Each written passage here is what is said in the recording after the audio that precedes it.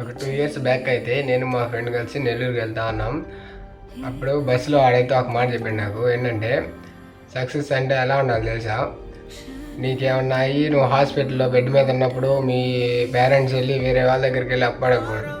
నీకేమన్నా అయ్యి ఒకవేళ ఇన్ కేస్ సిచ్యువేషన్స్ అలా ఉండవు, నువ్వు చనిపోయినా సరే నువ్వు ఒకవేళ నీ మ్యారేజ్ అయ్యింటే నీ పేరెంట్స్కి అలాగే మీ వైఫ్కి వాళ్ళకి ఏమరా ఇంకా వాళ్ళు అన్నీ సంపాదించేటట్టున్నాడు అనాలి తప్ప వాళ్ళ పరిస్థితి ఏంట్రా ఇప్పుడు అనకూడదు. So that I realize that మావా, ఎలా అయినా సరే మనీ అయితే ఎర్న్ చేయాలనుకున్నాను. సో నేనైతే అప్పుడే వాడు చెప్పిన మాటకి చాలా ఇన్స్పైర్ అయితే అయిపోయాను.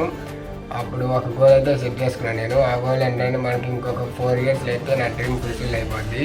సో మీరు కూడా మంచి గోల్ సెట్ చేసుకొని దానికోసం కష్టపడి మావా. ఈ ఇంట్లో సక్సెస్ అంటే మీ పేరెంట్స్ ప్రౌడ్గా చెప్పుకోవాలి, వాడు నా సన్ అని. అలా ఉండాలి మావా.